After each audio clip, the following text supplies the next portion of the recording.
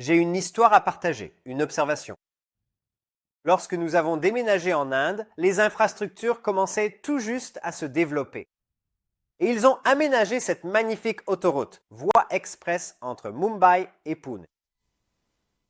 3 voies en direction de la gauche, 3 voies en direction de la droite. Et pouvez-vous deviner quelle était la vitesse maximale sur cette autoroute? Alors, la vitesse maximale autorisée est de 30. Ouais, d'accord, on va monter un peu plus haut, disons légèrement plus élevé, 60. Il avait environ 80 ans. Tu es là? Vous dites kilomètres, n'est-ce pas? Environ 60 miles à l'heure, d'accord? À 60 miles à l'heure, c'était la vitesse maximale sur ces magnifiques voies express. Mais la réflexion était, et nous le constations chaque jour, il y avait de nombreux accidents sur l'autoroute. Et l'idée du gouvernement indien était de réduire la vitesse afin de réduire les accidents, mais malgré cela, les accidents continuaient. Et pourtant, si vous allez sur l'autobahn en Allemagne, il y a certaines sections où il n'y a pas de limite de vitesse. Très peu d'accidents. Pourquoi? Quelle est la différence? Comment cela se fait-il? Vitesse plus lente? Plus d'accidents ici? Vitesse plus élevée, moins d'accidents.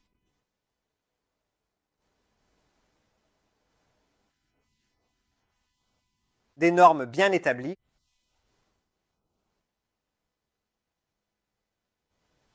Tout le monde. Tout est dans l'art de conduire.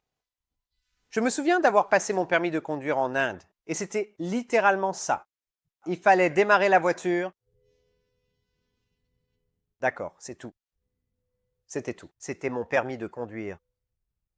Même pas besoin de bouger. Il fallait juste démarrer la voiture. Et il a dit, je peux le voir à la façon dont vous l'avez démarré. Et j'ai eu mon permis de conduire. Et sans aucun doute, parce qu'il devait finir la file d'attente qui attendait pour le permis de conduire, d'accord. Alors, quelle est cette évaluation incroyable qu'ils font? Non, il n'y avait pas d'auto-école digne de ce nom. Il n'y avait pas de vraie technique de conduite. Alors, pourquoi est-ce que je parle de conduite? Parce que de la même manière dans la vie, nous n'avons pas besoin de ralentir pour être meilleurs dans la vie.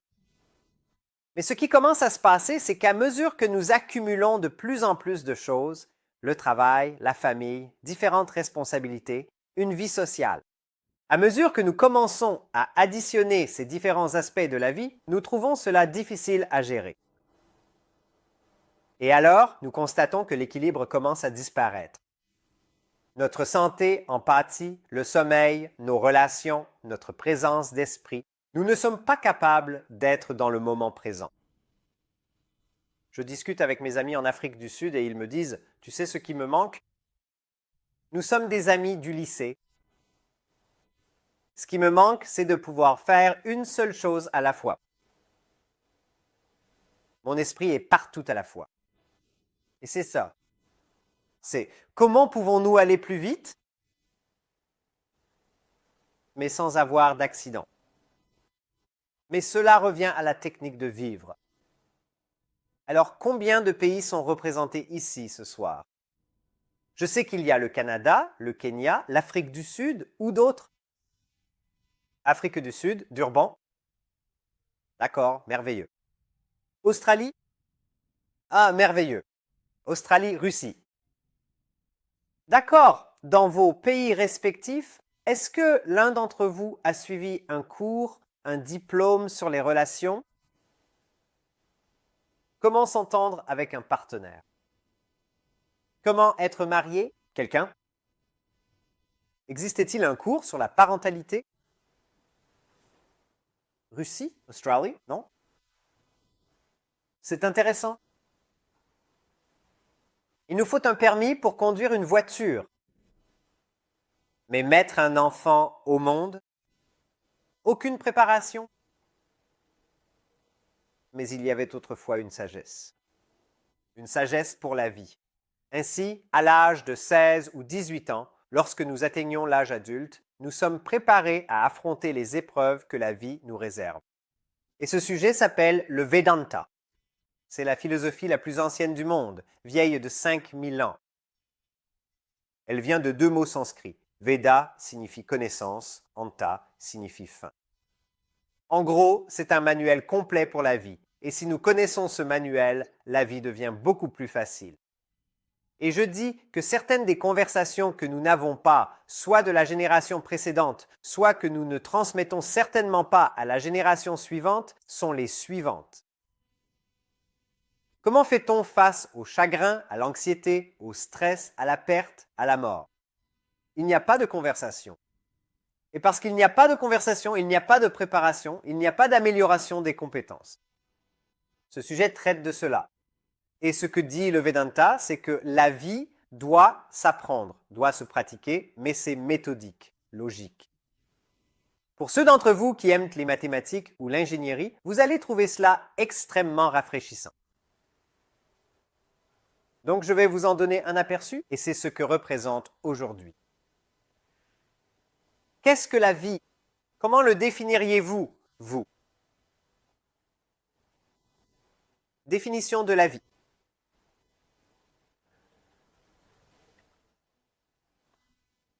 Chaos. Chaos. OK, le chaos. Esprit. Esprit. D'accord. Choix. Choix. Voyage. Voyage. De quelle direction? Connectez-vous à votre moi authentique. Connectez-vous à votre moi authentique. D'accord. Aventure. J'aime bien voir comment tout le monde se met à parler poétiquement dans un contexte philosophique. Aléatoire. Si l'on parle de définition, une définition doit s'appliquer à tous. Donc, que ce soit une aventure ou du hasard, du chaos, pour certains, c'est très ordonné. Mais quand on parle de définition, cela doit s'appliquer à tout le monde. Alors, que pensez-vous de ceci? La vie commence à la naissance, se termine à la mort. Ce voyage entre la naissance et la mort, c'est la vie. Là-dessus, nous pouvons être d'accord, mais entre la naissance et la mort, entre le ventre et la tombe, entre la création et la crémation, nous vivons une série d'expériences, et c'est tout ce qu'est la vie. C'est une expérience après l'autre. Maintenant, si nous voulons améliorer la qualité de la vie, et c'est pour cela que nous sommes tous ici, essentiellement pour apporter de la valeur à la vie. Si nous voulons améliorer la qualité de la vie, nous devons améliorer la qualité des unités, c'est-à-dire de nos expériences. Donc, si nous avons des expériences heureuses, nous avons une vie heureuse. Des expériences tristes, une vie triste. Des expériences mixtes, une vie mitigée. Comment améliorer la qualité d'une expérience? Vos pensées, d'accord? Pardon? Que voulez-vous dire? La présence? Oui. Votre réaction, très bien. Une expérience est composée de 2 facteurs. L'un, c'est vous, le sujet. Félicitations, vous êtes l'acteur ou l'actrice principale de votre expérience. Vous êtes présent dans toutes vos expériences en train de profiter des rafraîchissements. Ici, dans cette session, vous êtes le sujet. L'objet, c'est ce que vous rencontrez dans le monde. Il y a donc 2 aspects. Et selon la façon dont ces 2-là se combinent, cela détermine la qualité de votre expérience. Donc, la qualité de votre vie. Maintenant, lorsque nous cherchons à améliorer la qualité de notre vie, où portons-nous la majeure partie de notre attention? À améliorer, affiner, enrichir? L'objet, le monde. Vous n'aimez pas un travail en particulier, changez de travail. Vous n'aimez pas un partenaire en particulier, changez de partenaire. Vous n'aimez pas une ville, changez de ville. Vous n'aimez pas les enfants, attendez. C'est là qu'on prend du recul et qu'on se dit « attends un instant ». Mais l'idée est la suivante. Vous pouvez avoir un monde parfaitement développé, magnifique, et pourtant trouver que l'expérience n'est pas à la hauteur. Imaginez tous vos plats préférés du monde entier devant vous, en buffet, parfumé, chaud. Un problème, vous avez une indigestion. Donc, la nourriture est parfaite à l'extérieur, mais nous n'avons pas l'appétit pour en profiter. Mais regardez l'inverse. Si vous avez de l'appétit, si vous avez faim, une simple tartine beurrée. C'est tellement délicieux. Mais combien de temps consacrons-nous à développer ce sujet? Et c'est ce que dit le Viranta. Le Viranta dit « Développez-vous vous-même et la technique de la relation au monde des objets, vous pouvez rendre toute expérience positive, au moins éducative. » William Shakespeare dit « Il n'y a rien de bon ou de mauvais en soi. C'est notre façon de penser qui le rend ainsi. » Donc, selon la manière dont vous utilisez cet objet, c'est vous qui décidez. Mais cela dépend de quelle partie de vous entre en relation. Une partie de vous fait de vous une victime de l'expérience. Une autre partie fait de vous le maître de l'expérience. Laquelle utilisons-nous? Il y a un grand philosophe. Il s'appelle Viktor Frankl. Il dit « Tout peut être retiré à un homme. Mais la toute dernière chose, la dernière des libertés humaines, c'est de choisir son attitude dans n'importe quelle circonstance. De choisir sa propre voie, et c'est exactement de cela dont nous parlons ce soir. Entre le stimulus, donc le stimulus c'est le monde, la voie de votre partenaire, vos enfants, un défi particulier qui se présente à vous, c'est ça, le stimulus. Entre le stimulus et la réponse. Il y a un espace, et dans cet espace réside notre pouvoir de choisir notre réponse. Dans notre réponse résidant notre croissance et notre liberté. La session d'aujourd'hui porte sur la gestion de l'espace et sur ce que nous faisons de cet espace entre le moment où le monde entre en nous et la façon dont nous y répondons. Et selon cet espace, nous pouvons rendre l'expérience positive. Nous pouvons rendre l'expérience enrichissante. Alors, allons-y. Quel est cet espace? Quelqu'un a une idée? De quoi parlons-nous ici, essentiellement? La pause, oui. Que faisons-nous de cette pause?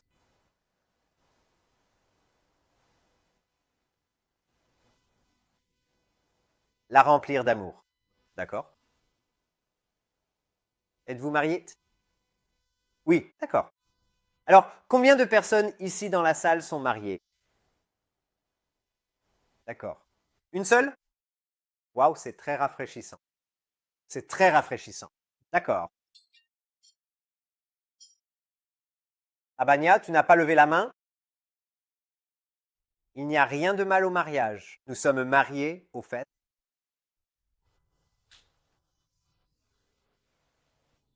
Non, c'est intéressant parce que dans les relations, pour qu'une relation fonctionne, tout repose vraiment sur cette pause et sur la façon dont nous réagissons avant la pause. Avez-vous entendu parler de l'acronyme IMC? Vous en avez entendu parler? Que signifie-t-il? Ce n'est pas le bon.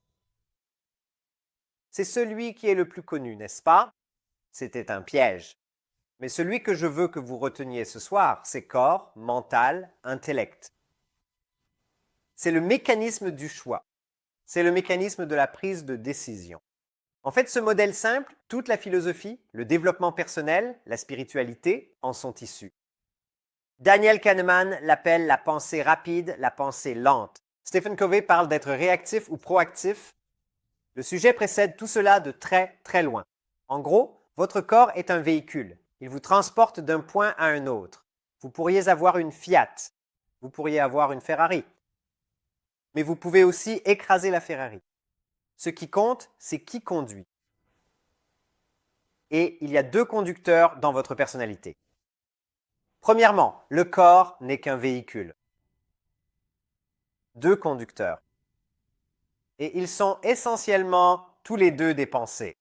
Mais selon la nature de la pensée, on peut dire que l'un est l'esprit.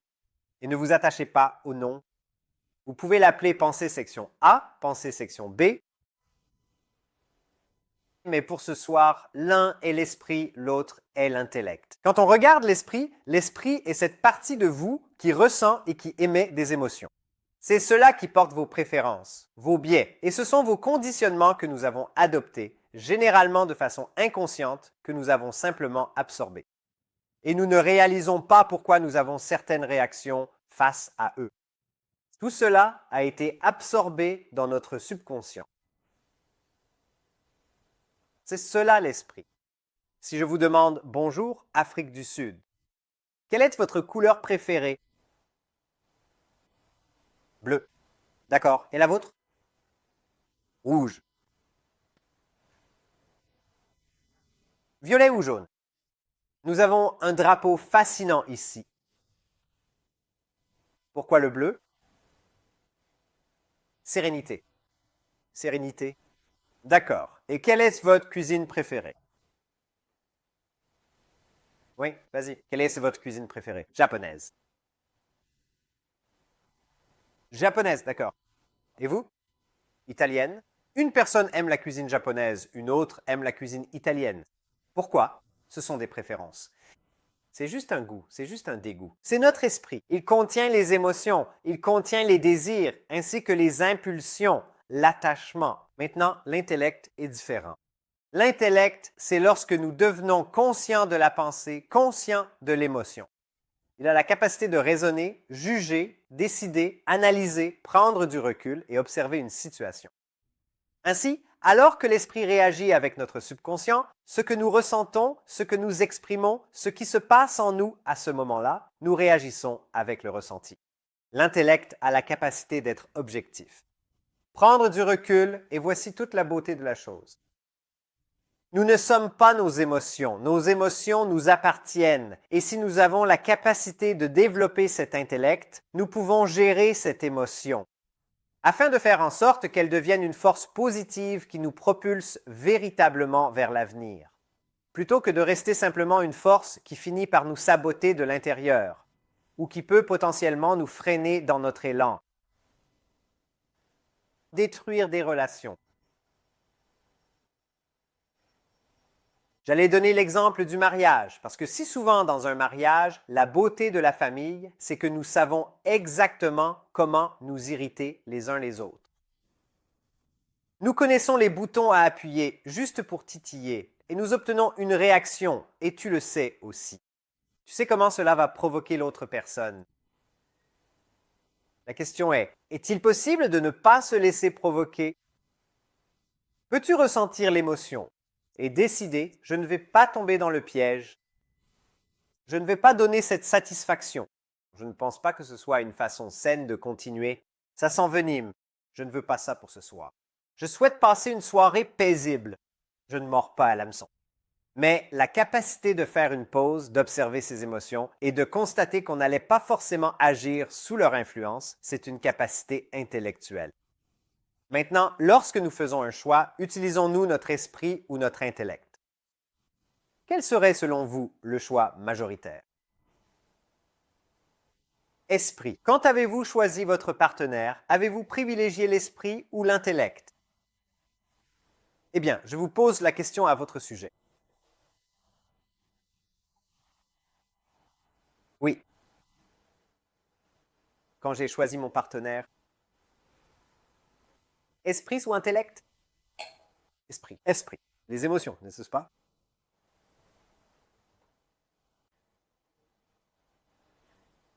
Quand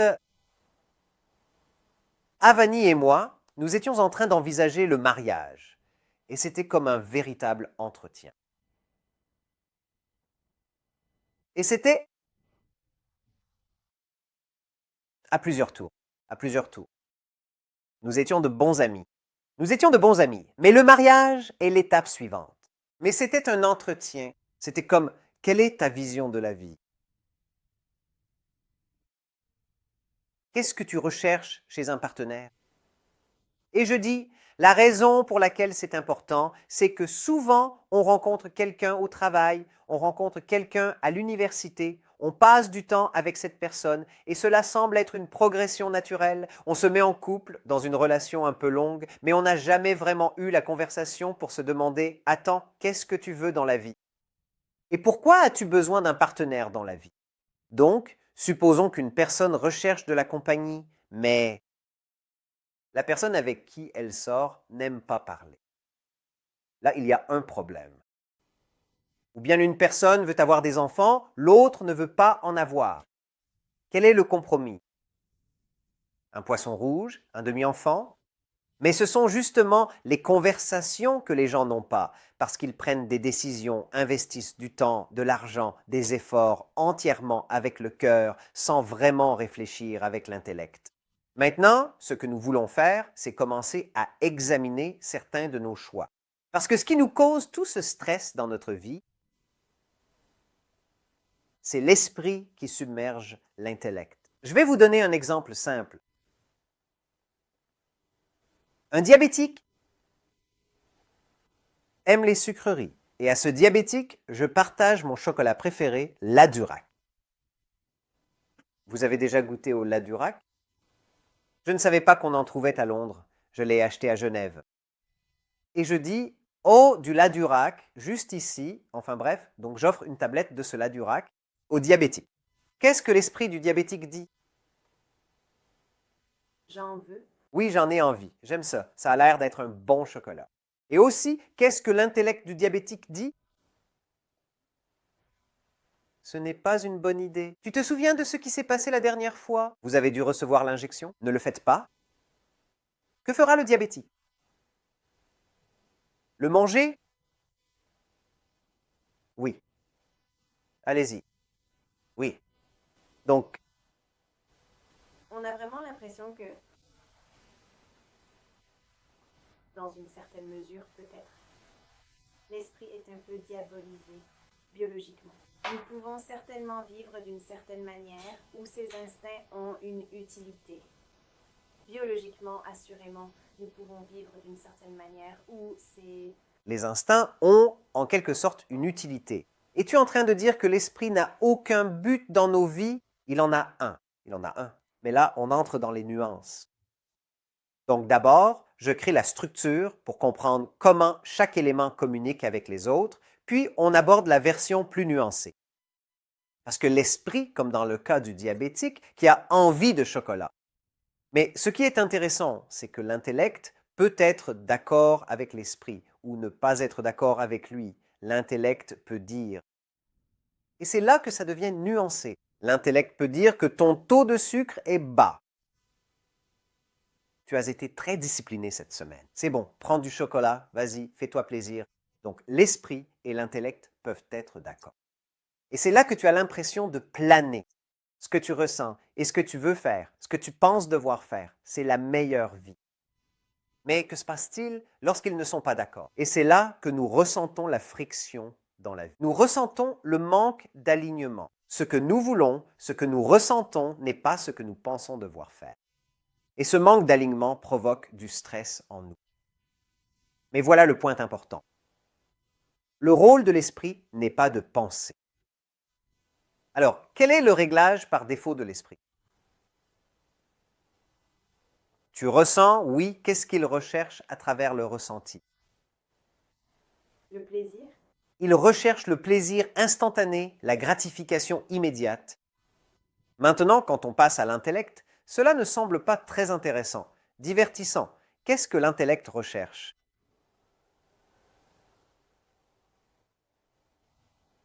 Une vision d'ensemble? Mais le bonheur à long terme. Donc il ne se concentre pas seulement sur aujourd'hui, il ne cherche pas seulement ce moment, il vise le long terme. L'idée, c'est que lorsque nous prenons une décision, et c'est là que la nuance intervient, le rôle de l'esprit est les sentiments sont des données. L'empathie est une donnée. L'émotion a du pouvoir. Et si nous n'embrassons pas l'émotion, nous perdons ce pouvoir. Mais si cette émotion n'est pas contenue, elle peut saboter et ruiner tout ce pour quoi nous travaillons. Donc, le rôle de l'intellect n'est pas de nier, d'écraser ou de réprimer. C'est de faire entrer l'esprit dans son analyse. Mais au final, c'est le rôle de l'intellect de décider de façon réfléchie, car un être humain n'est pas seulement intellect. Parce que sinon, si tu n'as aucun sentiment, tu es une statue de pierre, une plante. Si tu n'es que sentiment, un animal voit, un chien voit, un partenaire attirant passer devant lui, il doit agir selon l'impulsion. Si toi et moi voyons une personne attirante passer, on boit un peu d'eau froide. Mais certaines personnes ne sont pas capables de contrôler cette impulsion. Et c'est ça l'idée. Pour tirer le meilleur de notre personnalité, il faut regarder l'esprit et voir ce que l'esprit ressent. Mais pourquoi est-ce que je ressens cela aussi fortement? Et trouver la raison à cela. Tu as déjà entendu des phrases comme « suis ton instinct ». Tu as déjà entendu ça, non? Ton intuition? Eh bien, c'est ce que je leur demanderais. Quand tu dis « suis ton instinct, intestin grêle ou gros intestin », quelle partie écoutes-tu? Et sans aucun doute, l'intuition relève de l'esprit. Et l'intuition, c'est là où il semble qu'il y ait un savoir présent et tu le ressens très fortement. Et c'est parce que c'est basé sur la mémoire stockée dans l'esprit. Et parce que c'est basé sur la mémoire, c'est comme si tu avais déjà vécu une expérience similaire. Mais voilà le problème, le contexte peut être différent. Donc, si tu es médecin et que tu as vu tellement de patients, une personne entre et tu ressens biopsie, vérifie, ne nie pas. Peut-être qu'il y a une expérience, une idée là, et tu y es arrivé très rapidement. Mais tu ne connais pas vraiment les étapes, alors vérifie avec l'intellect. Dis, d'accord, maintenant, faisons un test avec ça.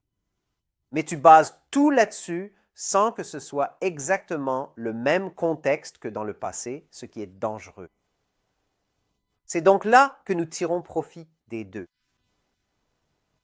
Ce qui nous cause du stress, c'est si l'esprit n'est pas contrôlé. Et il y a 3 façons.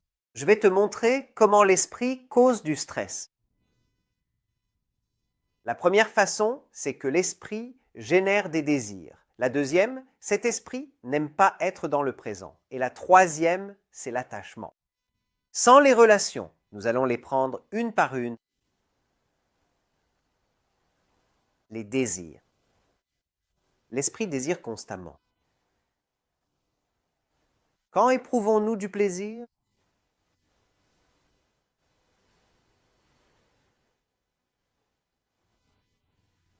Quand un désir est satisfait, d'accord. Donc, tu désires quelque chose, une promotion, tu désires une personne en particulier, et cette personne accepte de sortir avec toi. Désir satisfait. Quand éprouvons-nous du mécontentement? Du déplaisir. Ne pas atteindre l'attente. Désir non satisfait. Nous n'obtenons pas ce que nous voulons. Nous n'atteignons pas l'objectif. Nous n'obtenons pas la promotion en question. Non satisfait. Mais combien de désirs avons-nous? Vraiment énormément, énormément de désirs. Mais qu'est-ce que cela provoque? Quelque chose comme ceci. Supposons que tu aies envie d'une cigarette. Mais ce n'est qu'un petit désir, la journée a été longue. Cette personne a envie d'une bouffée, d'une cigarette, et cela pourrait se produire dans cette pièce, une petite envie. Alors, de temps en temps, pendant le cours, je ne peux m'empêcher de penser cigarette, cigarette, cigarette. Et si c'est une envie moyenne, un peu plus fréquente, cigarette, cigarette, cigarette. Voyez si c'est un désir puissant que votre esprit vous provoque. Cigarette. Excuse-moi, Sudhakar, j'ai un appel très important à passer et tu sors.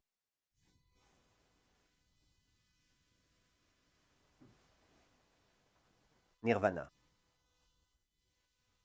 Mais tout ce que nous avons fait là, c'est accumuler l'agitation. Nous laissons le désir devenir si fort, puis le désir est satisfait. Plaisir. Voilà un désir maintenant. Nous avons tellement de désirs. Nous avons envie d'une cigarette. Nous avons envie que le travail se passe bien. Désir que le partenaire soit attentionné. Nous avons le désir que le soleil se lève. Nous avons tellement de désirs. C'est cela qui nous empêche de dormir la nuit, toutes ces agitations, notre esprit, avec toutes ces voix différentes qui résonnent. Pas de circulation. Laissez pour nous. Nous voyageons via Dubaï, alors on se dit « arrêtez la guerre, arrêtez la guerre ». Donc les désirs vont dans tous les sens et c'est cela qui nous agite.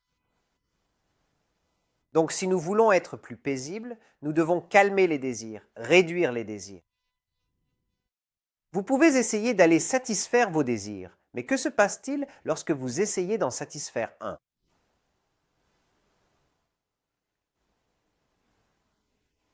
Un autre apparaît. Vous essayez de satisfaire un désir. Je sais qu'on parle de la bucket list. Ce serait intéressant de savoir si quelqu'un a réellement terminé sa bucket list. Parce que vous essayez de satisfaire un désir. D'autres désirs apparaissent. Vous avez un désir d'avoir un compagnon. Le désir devient compagnon. Peut-être des enfants. Les enfants deviennent un appartement plus grand. L'appartement plus grand devient une plus grande voiture, puis l'école. Vous aviez un désir, et de ce seul désir, 10 autres sont apparus. Mais ces 10 autres désirs apportent plus d'agitation. Donc, si nous voulons la paix de l'esprit, que doit faire notre intellect ici? Comment utiliseriez-vous votre intellect?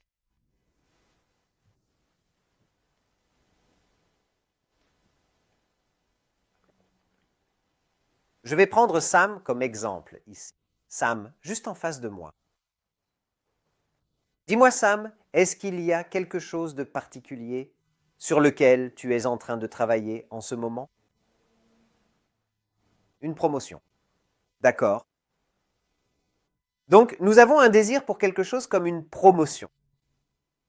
D'accord. Donc, c'est lancé et Sam s'investit. Il travaille dur pour obtenir la promotion. Je dois obtenir la promotion et tu sais, c'est ce qui compte vraiment. Et parfois, il peut arriver de manquer un rendez-vous avec la famille, de manquer un rendez-vous avec un proche. Mais tu sais, j'ai besoin de cette promotion. Et on fait ça, n'est-ce pas? Donc le désir est fort. Nous travaillons pour l'obtenir et nous disons, si j'obtiens la promotion, je serai heureux. Qu'est-ce que cela signifie sur notre état actuel?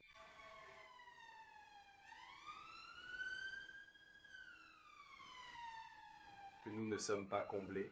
Et nous plaçons notre bonheur sur quelque chose dans le futur, un événement futur qui pourrait ou non se produire, n'est-ce pas? Alors nous la plaçons là-bas. Si cela n'arrive pas, on est misérable, grincheux. Si cela arrive, comment vous sentiriez-vous? Satisfait. Et pour ceux qui sont déjà passés par là, combien de temps cette satisfaction dure-t-elle?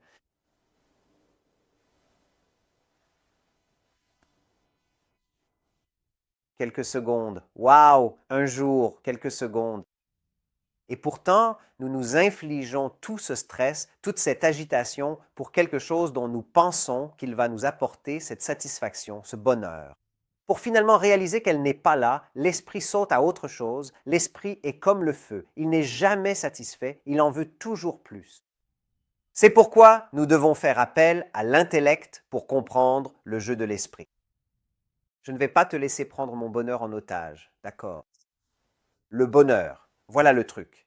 Ne placez pas votre bonheur dans quelque chose du futur, car si vous faites cela, nous ne serons jamais heureux. Parce que même si tu obtiens ce que tu veux, ce que tu désires, l'esprit dira simplement, comme dans une chanson d'Ariana Grande, merci. Ensuite, il passe à autre chose, c'est ce que fait l'esprit. Socrate le dit d'une autre manière. Il dit, celui qui n'est pas satisfait de ce qu'il a ne sera pas satisfait de ce qu'il aimerait avoir. Cela signifie. Et voici le secret de la vie. Si tu ne peux pas être heureux avec ce que tu as en ce moment, rien ne garantit que tu seras heureux avec ce que tu pourrais avoir. L'art de la vie, c'est d'être satisfait à chaque instant. Est-ce que cela fait de moi quelqu'un de paresseux? Est-ce que cela fait de moi quelqu'un de moins ambitieux? Non. Dissocie l'ambition du bonheur. Parce que l'ambition n'est pas synonyme de bonheur. Ce sont deux choses différentes. Donc il faut être satisfait et ensuite viser la lune. Mais si tu places ta satisfaction sur la lune, tu ne seras jamais heureux. Et voici ce qu'il y a de beau là-dedans. Je vais juste terminer ce point. Ce qu'il y a de beau, c'est que si tu pars de la satisfaction, tu seras plus productif. Nous faisons l'inverse, nous pensons que nous travaillons si dur, que nous sommes stressés, donc nous allons être productifs au travail. C'est l'inverse. Quand tu es satisfait, tu penses plus clairement, tu réfléchis mieux, donc tu profites du voyage et tu es plus productif. Tu peux aller plus vite parce que tu connais la technique de la vie. Oui, En fait, j'allais justement te demander une petite chose. Dans ce contexte précis, de quelle manière est-ce que tu définirais concrètement ce qu'est le bonheur pour toi? c'est l'absence d'agitation. Parce que je pense que c'est ce que nous explorons, la théorie. Oui, nous, Oui, c'est ça. le plaisir, Est instantané, le tout de suite, je peux obtenir du plaisir d'une certaine manière, mais cela disparaîtra. Alors, pendant combien de temps le plaisir devient-il réellement du bonheur? Parce que l'intellect planifie pour une satisfaction à long terme, n'est-ce pas? Et parfois, j'ai l'impression que probablement les personnes dans cette pièce, je dirais, sont peut-être plus en danger d'être prisonnières de leur intellect que de leur recherche du plaisir. je... Je ne sais pas combien de personnes fument ou ont cette habitude. Vous devriez fumer, c'est bien. C'est très bien pour vous. Mais vous savez, il y a des habitudes de réflexion et de plaisir. Je pense qu'ici, les gens, vous savez, juste des employés de bureau à méfaire, j'imagine qu'ils ont probablement de très grands projets à long terme, des carrières et tout ça. Donc ça, c'est vraiment... Et la zone intellectuelle, et tu attends qu'un jour tu atteignes cette capacité à avoir un mécanisme de bonheur constant. Mais sais-tu même à quoi cela ressemble? Qu'est-ce que le bonheur, au fond? À quoi cela ressemble-t-il vraiment? C'est fantastique parce que c'est exactement la discussion. Parce qu'aussitôt qu'on commence à se poser cette question, on commence alors à comparer.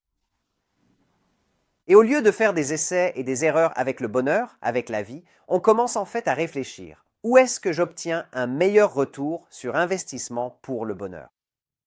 On le fait avec la richesse.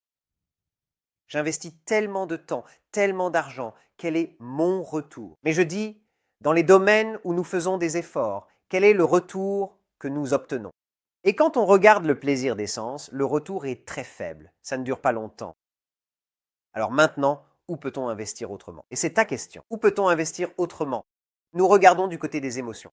Nous constatons que les émotions durent plus longtemps. Tu as une relation où il y a de la stabilité, où il y a du lien. Tu te rends compte que c'est une relation d'une autre qualité. Ça m'étonne toujours.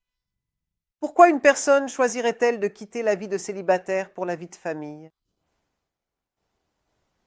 Mais c'est parce que tu as la liberté de la vie de célibataire, mais tu as aussi son instabilité. Mais ensuite, quand tu passes à la vie de famille, c'est une qualité différente. Et cette qualité différente apporte bien plus selon la façon dont tu te rapportes à ta famille, mais elle a le potentiel d'apporter beaucoup, beaucoup plus de bonheur. Ensuite, tu passes au plaisir intellectuel. Puis tu passes au service. C'est très intéressant, la relation avec la richesse, parce que toute richesse c'est une commodité pour le bonheur, mais cela dépend de notre niveau de maturité. Donc si nous n'avons pas compris ce que la richesse peut faire et quelle est sa relation avec le bonheur. Nous cherchons à l'utiliser pour des plaisirs à court terme, parce que nous ne connaissons rien d'autre. Alors, nous nous tournons vers les plaisirs à court terme. Ensuite, on se dit, d'accord, je vais m'occuper de ma famille, et puis tout repose sur la famille. Puis on se dit, d'accord, alors le legs. Voyons comment je peux l'utiliser pour cela, ou alors il s'agit de bien-être. Comment puis-je prendre soin de ce corps? Comment puis-je l'utiliser pour le temps? Mais tout cela fait partie de la maturité de la vie, à mesure que nous gagnons en sagesse. Et puis, on arrive à un point où l'on réalise. Le service, la philanthropie. Et combien de fois trouvez-vous des personnes qui, ayant atteint la richesse, ou sur le chemin de la richesse, se tournent vers le service? Et ce n'est pas qu'ils soient soudainement devenus altruistes. Ils ont compris que le bonheur de meilleure qualité se trouve dans le service. Ils l'ont découvert par eux-mêmes. Le plus élevé, comme vous l'avez mentionné dès le début, c'est quel est le but de la vie? Comment puis-je atteindre le bonheur absolu?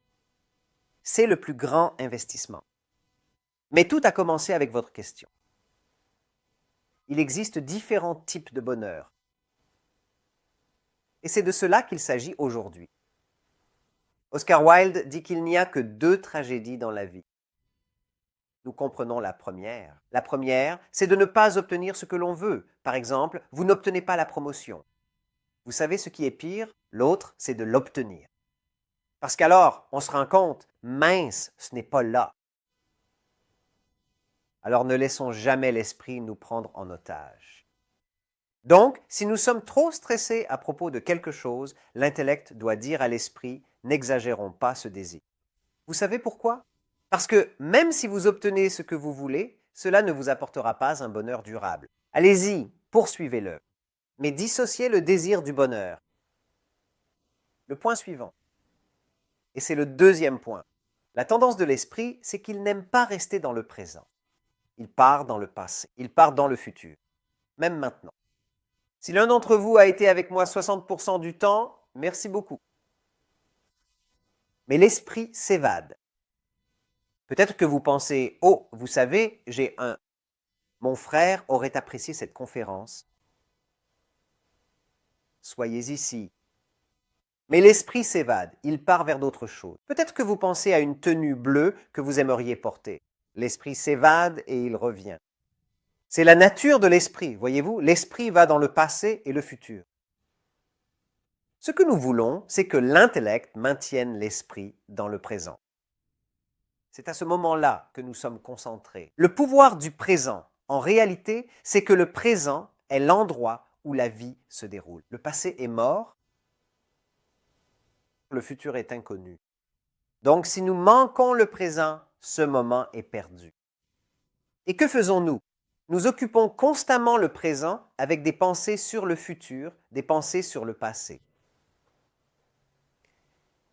Mon professeur a donné une conférence à Kellogg, une école de commerce aux États-Unis, et il a demandé « Qu'est-ce que la concentration ?»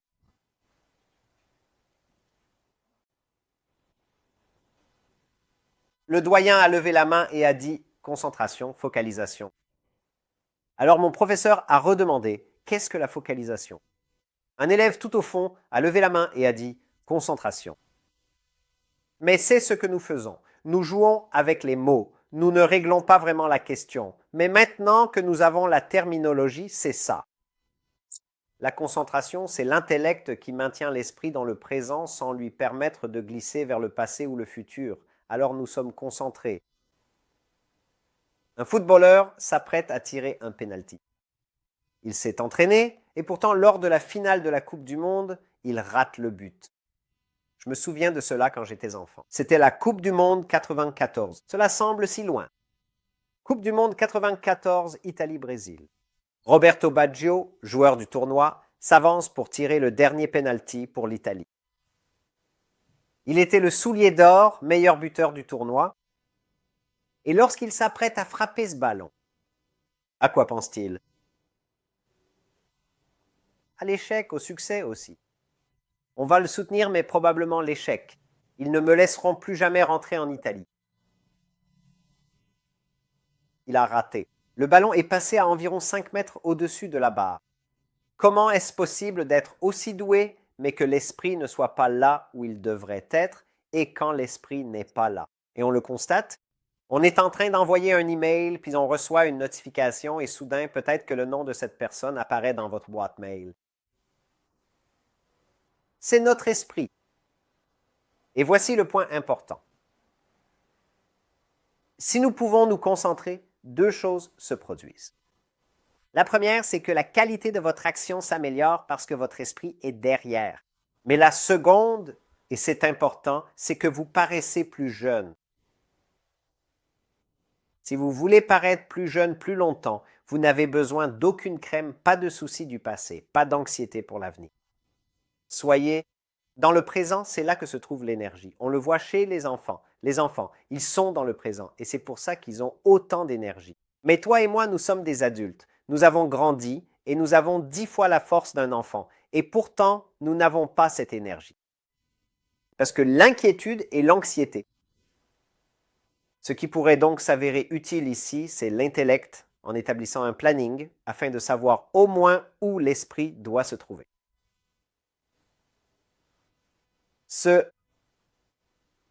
Cet outil de distraction nous éloigne du présent.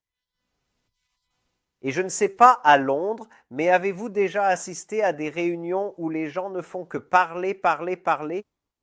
D'accord. Tu vas manger avec des amis. J'ai vu une famille dîner tous au téléphone. J'ai dit, d'accord, accordons-nous le bénéfice du doute. Peut-être qu'ils s'envoient des messages entre eux. Qu'est-ce qu'on commande? Sommes-nous capables d'être là où nous avons décidé d'être? Tu décides d'aller te promener, soit simplement dans la promenade. Tu vas à une séance de yoga, sois présent dans la séance de yoga. Tu prends un repas en famille, soit avec la famille. Mais quand on prend le repas, on pense au travail. Quand on est au travail, on pense à la famille, cet esprit. Et c'est là que notre énergie s'épuise. Donc, si nous pensons que le multitâche est une force, parfois c'est une excuse pour l'incapacité de l'esprit à être et à faire une chose à la fois. Peux-tu simplement être là? La dernière partie concerne les relations. Et ici, il s'agit de l'attachement de l'esprit. L'attachement est différent de l'amour. Et pourtant, nous réservons l'attachement aux personnes les plus proches de nous. C'est presque comme si je t'aimais tellement que je peux t'infliger une torture. Tu sais quelle est la torture liée à l'attachement. Quand il s'agit d'inconnus, nous avons une relation parfaite. Nous attendons d'un inconnu exactement ce que nous devrions attendre. Mais quand il s'agit de la famille, nous avons toutes les informations sur eux. Mais cela devient que nous attendons d'eux qu'ils se comportent selon notre esprit. Ce que notre esprit aime et n'aime pas, ce que notre esprit aime et n'aime pas, plutôt que ce qu'ils sont réellement.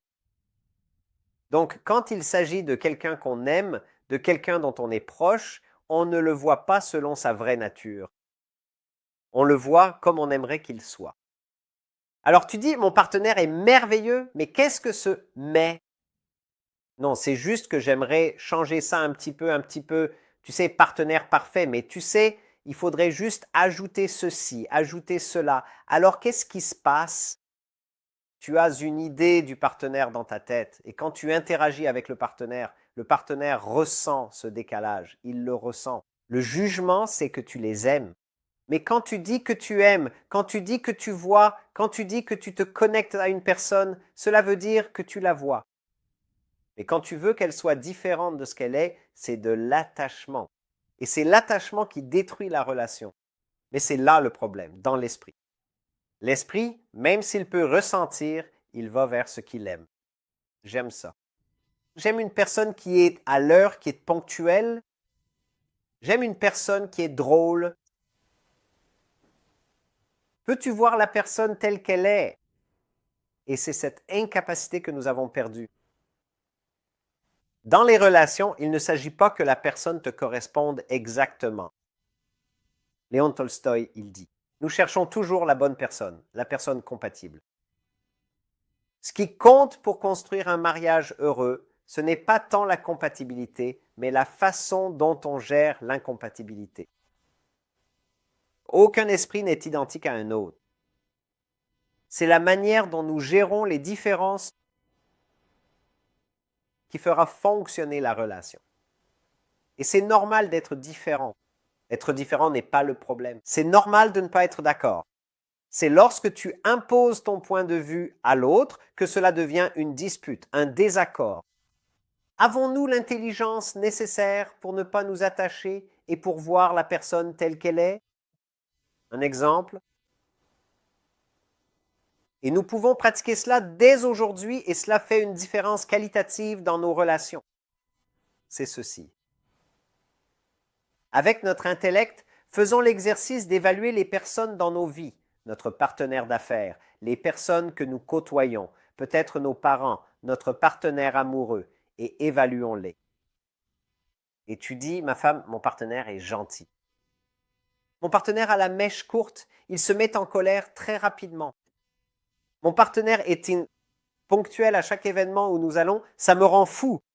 Elle a une demi-heure de retard à chaque événement. Mais si vous évaluez, et voici le point important, nous avons l'information, nous avons la connaissance. Mais nous ne l'avons pas évaluée. Nous ne l'avons pas accepté, nous ne nous y sommes pas adaptés. Maintenant, par tous les moyens.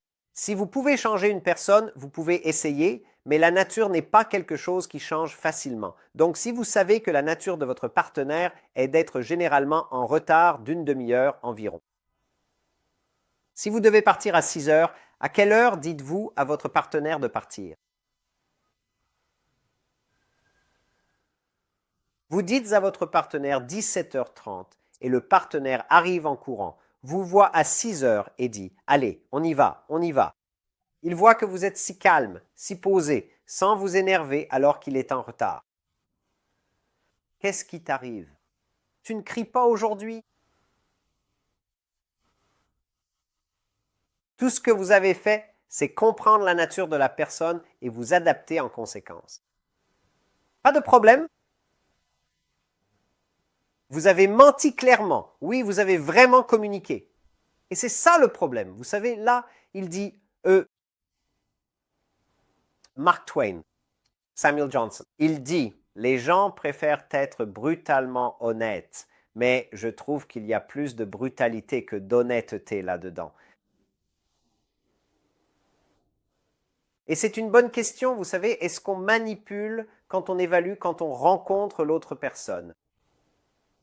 Et vous ne faites pas ça, vous communiquez. Et j'explique cela. Si vous faites une présentation et pour certains membres, une personne peut sembler égoïste et parfois dans un environnement d'entreprise, on se dit « je n'arrive pas à m'identifier à cette personne, elle est tellement égoïste ». Les personnes égoïstes sont les plus faciles à aborder. Comment?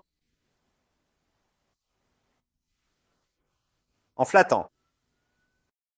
C'est une belle veste, Nilesh. Très belle veste. Et ensuite, vous voyez que votre présentation passe beaucoup plus facilement. C'est tellement simple. Mais voilà le truc. Vous pouvez présenter un argument parfaitement logique sur pourquoi cette chose devrait être acceptée et la personne peut ne pas l'accepter. Parce que chacun parle une langue différente. Mais pour comprendre de quelle langue il s'agit, nous devons évaluer. Donc, une personne peut parler le langage de l'émotion. Alors, à une personne émotionnelle, il faut parler avec émotion. J'ai besoin de ton soutien pour cela. À moins que ce soit toi derrière, ce projet ne passera pas.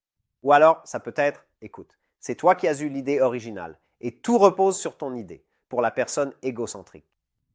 Et tout ce que tu fais, c'est parler la langue qu'ils comprennent. Mais ce que nous faisons, c'est une personne parle français, toi tu parles anglais et français, mais l'anglais est ta langue maternelle. Alors que fait-on? Je vais rester fidèle à moi-même, je vais parler anglais, mais eux ne connaissent que le français. Il n'y a pas de communication si tu connais la langue de l'autre personne et que tu veux communiquer, si tu veux éviter un conflit, si tu veux établir une relation. Établir une relation est un verbe. Cela demande de l'application, une évaluation de l'intellect. Donc, dans ces trois aspects, voyez comment l'intellect enrichit les trois dimensions de notre vie. Il apporte la paix de l'esprit. Comment? En gérant les désirs. Ainsi, nous ne sommes jamais trop stressés, nous ne sommes jamais trop contrariés par trop de désirs. Nous trouvons du plaisir dans ce que nous faisons chaque jour. C'est pourquoi la pratique de la gratitude est si importante. Examinons ce que nous avons. Dès l'instant où vous changez de perspective, au lieu de regarder ce que vous n'avez pas et ce que vous avez, le contenu. Puis aspirez. Deuxièmement, il y a l'être dans le présent. L'intellect met en place la structure permettant de maintenir l'esprit dans l'instant présent. Et la dernière, très simple. Tout ce que nous disons ici, voyons les gens tels qu'ils sont et non pas tels que nous voudrions qu'ils soient. Cela ne veut pas dire que nous encourageons ce que nous percevons comme négatif chez l'autre personne. Vous n'avez pas à l'encourager, mais à le voir. La connexion d'abord plutôt que la correction. Évaluer et s'adapter. Une belle relation. Alors, qu'essayons-nous de faire? Dans cette sagesse de vie, il y a l'intellect et il y a l'esprit. Et idéalement, ils devraient aller de pair. Mais à moins de développer l'intellect, nous sommes victimes. des réactions et des émotions de l'esprit. Pour passer de victime à maître, pour passer d'une vie qui décide de ton destin à toi qui deviens le capitaine de ta destinée, développe ton intellect. Tu peux changer, peut-être pas ce qui t'arrive, mais la façon dont nous y réagissons. Parce que ce n'est pas tant qui ou ce que nous rencontrons dans la vie qui compte, mais comment nous y faisons face. Et voilà la sagesse de la vie. Merci.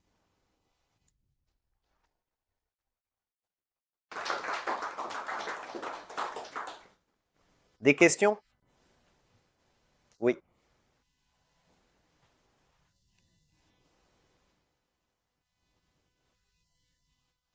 Analyser les choses. Excellent. Ainsi, la suranalyse ou la surréflexion ne relève pas de l'intellect, mais de l'esprit. Et si nous pensons véritablement, alors la pensée véritable est linéaire.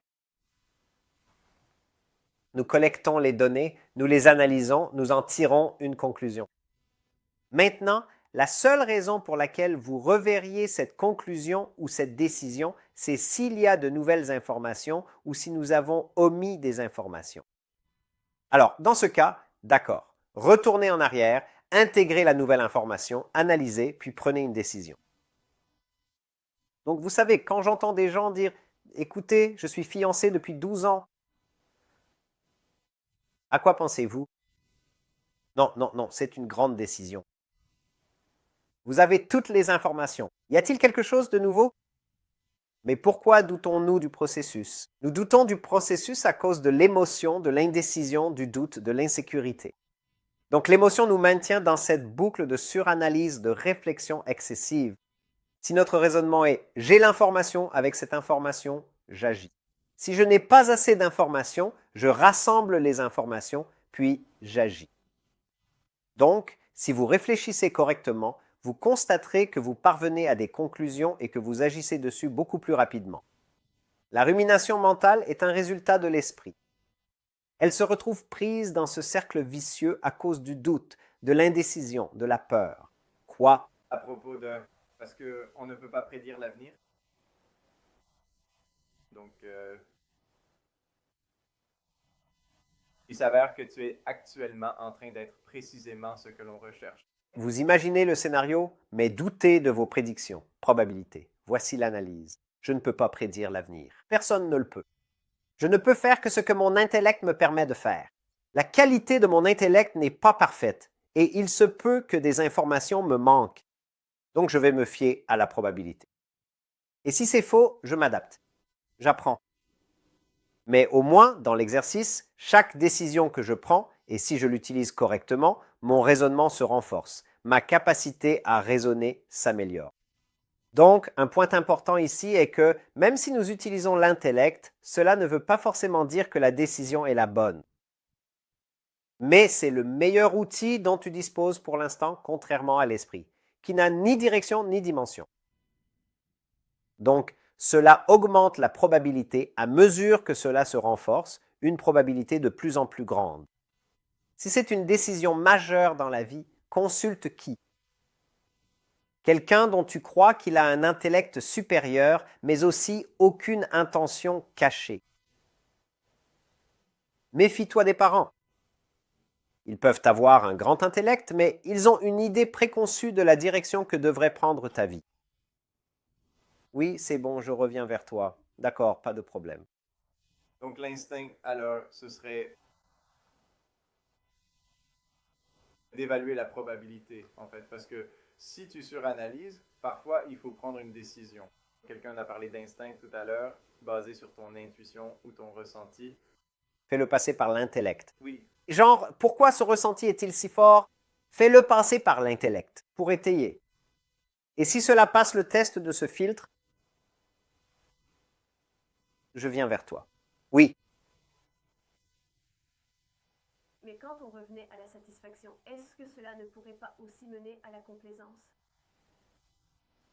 Ce plaisir ou cet objectif ou cette aspiration, c'est presque une motivation pour te pousser à sortir de ta zone de confort afin d'atteindre ce but. Donc, Je suis d'accord pour dire que nous devrions agir à partir d'un état de contentement, mais parfois nous pourrions faire du besoin d'être satisfait une fin en soi, juste vivre dans le présent, pour le simple fait de vivre, mais sans cet objectif ou cette aspiration future. Oui, il y a une possibilité que cela arrive. Et c'est là que nous sommes en train de nous rééduquer sur le bonheur. Parce qu'en ce moment, le bonheur est toujours guidé par le désir. On obtient ce qu'on désire, on est heureux. On n'obtient pas ce qu'on désire, on est malheureux. Mais cela ne semble pas être une manière structurée, ni une façon sensée d'aborder la vie. Donc ce que nous disons, c'est de déconnecter le désir du bonheur. Ayez des désirs, mais faites-le pour grandir, pour l'excellence personnelle, pour rester occupé, pour rester en vie, pour rester en bonne santé. Ne le faites pas pour le bonheur. Parce que si vous reliez le désir au bonheur, alors le désir prend le bonheur en otage. Vous ne le placez que sur le résultat du désir. Placez-le tout simplement dans l'action et placez-le pleinement dans l'être. Pas dans le résultat du désir. Mettez-le dans la poursuite plutôt que dans la réussite. Et c'est ça le changement de perspective. Parce que l'autre, vous ne pouvez jamais l'attraper. Mais en ce moment même. Et c'est comme essayer d'attraper votre ombre, vous la poursuivez, vous poursuivez l'ombre, mais si vous attrapez votre tête, vous attrapez immédiatement l'ombre, et c'est exactement ça. C'est comme, comment puis-je trouver le bonheur maintenant? Et ce que je dis n'est pas une solution immédiate. Mais c'est acquérir la connaissance pour trouver ce genre de bonheur et de contentement dès maintenant. Donc, ayez du désir, mais ayez aussi du contentement.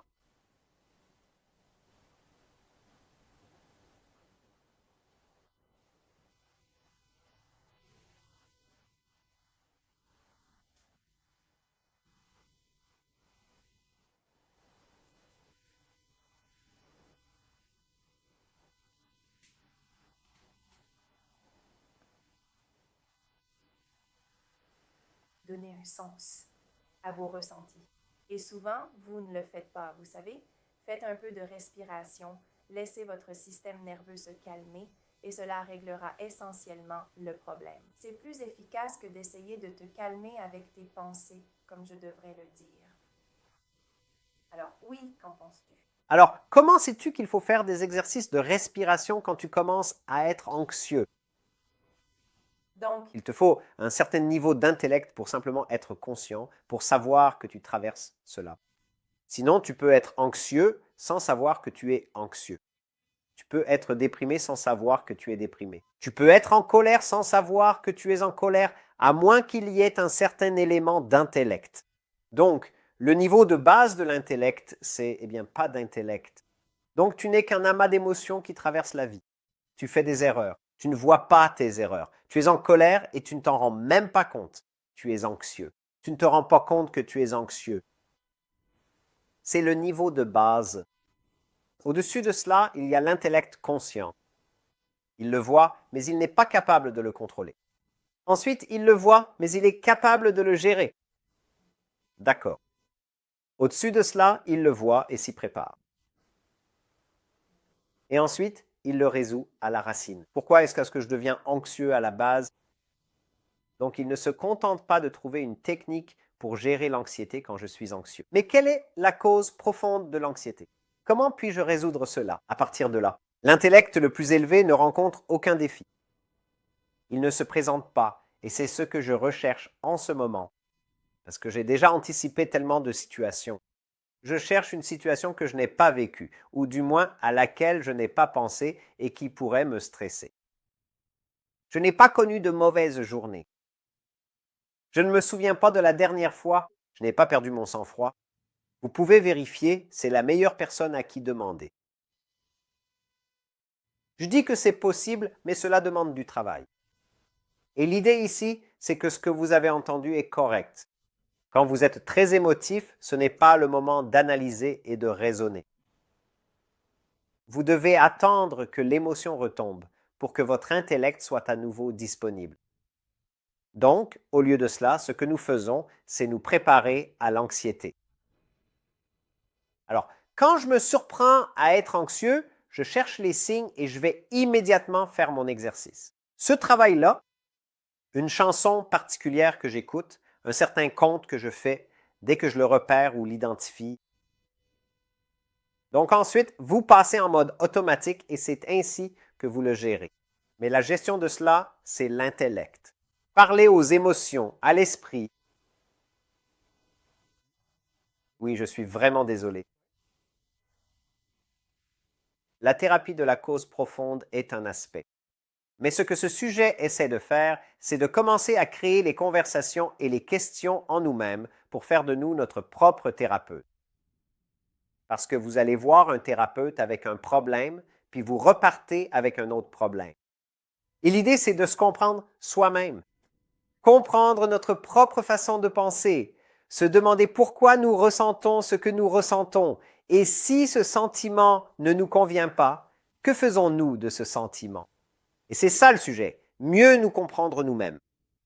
Maintenant, il y a tout un autre niveau qui vient avec ce sujet, mais on ne peut pas tout faire en une seule conférence. Bien sûr. Donc, tu as dit que tu te sens dans un état où rien ne t'affecte vraiment, tu es capable d'anticiper ces émotions et tu arrives à ne pas être affecté par elles. Est-ce que cela signifie aussi que c'est pareil pour certaines émotions très positives? Tu sais, si tu n'es vraiment pas affecté par quelque chose de très négatif, alors que se passe-t-il si quelque chose de vraiment positif et surprenant arrive? Est-ce que ce n'est pas aussi un peu ennuyeux? Oh, j'apprécie cela. Donc, je l'accueille, mais encore une fois, je ne m'y complais pas. Parce que si je m'y complais, alors je vais m'y attacher. Je veux que ça reste. Je veux que ça dure. Mais ce n'est pas comme ça que la vie fonctionne. Donc, je l'apprécie. Je me suis dit, d'accord, c'est le fruit du travail. Je ne sais pas si tu connais l'histoire de comment nous sommes arrivés ici, chez Plurimi. Nous avons différentes connexions. Nilesh a rencontré Ronak dans la rue en passant. Ronak dit, j'écoute un podcast de ce Viranta Lecture. Et Nilesh dit, oh oui, tu sais, j'ai un ami à Nairobi qui écoute un gars qui parle aussi de Viranta. La même personne rencontrée dans la rue. Et Ronak a dit, oui, en fait. Je cherche un lieu où je pourrais inviter des amis pour découvrir la session. Incroyable. De Nairobi, d'Afrique du Sud, d'Inde, lors de cette tournée, voilà comment ça fonctionne. Et c'est pourquoi je pense, enfin je ne crois pas que ce groupe de personnes ici soit là par hasard. Je pense qu'il y a une sorte de demande et d'offre intérieure en chacun de nous. Je ressens que chaque rencontre pourrait être une transition, un changement si cela nous parle. Ou peut-être que cela viendra plus tard. Il a fallu plusieurs fois à Ronak avant qu'il ne s'ouvre. C'est intéressant. C'est intéressant de voir comment cela fonctionne. Du coup, je ne m'y attache pas. J'apprécie quand cela arrive. J'essaie d'établir un lien de cause à effet. Bon, d'accord, oui, je me demande si on fait de bonnes choses. Voilà pourquoi ces choses fonctionnent. Nous examinons donc la cause et l'effet de cela. Nous apprécions cela. Nous ne nous en mêlons pas. Alors si ça n'arrive pas, si parfois un événement ne se déroule pas comme prévu, ce n'est pas grave. Aucun problème. La partie importante, nous avons raté ça. Comment développe-t-on l'intellect? L'intellect est comme un muscle. Remets tout en question. Il devient plus fort. Donc la seule recommandation que je te fais pour ta vie, c'est de passer du temps avec ce genre de conversation. Provoque-toi toi-même. Et la seule chose que propose le Vedanta, parce qu'on la retrouve dans différentes traditions, dans différents savoirs, c'est que le Vedanta offre une structure. Donc, si tu fais des études d'ingénierie, de médecine ou de finance, tu fais première année, deuxième année, troisième année, le Vedanta apporte une structure. Ainsi, tu peux aller de plus en plus en profondeur avec cela. Avani et moi-même, nous avons suivi un cursus de 3 ans en Inde. Imagine faire une formation de 3 ans sur la vie et tu te dis « Oh non, mais est-ce que tu ne vas pas prendre du retard dans ta carrière, tes finances, etc. » Je dirais que cela nous a probablement fait gagner environ 15 ans en termes de clarté et de prise de décision. que je suggère, c'est de consacrer une demi-heure, d'investir un peu de temps dans ta réflexion. C'est tout. Idéalement, au début de ta journée. Je ne sais pas à quoi ressemblent les matins à Londres. Ça aide que le soleil soit parfois de sortie. Mais fais-en ton investissement. Une demi-heure pour toi-même. Et ce n'est peut-être pas le Vedanta. Tu pourrais trouver quelque chose qui te convient. Si c'est le cas, fais-le-moi savoir. Je suis dans le domaine. Je cherche. Je n'ai rien trouvé d'aussi structuré que cela.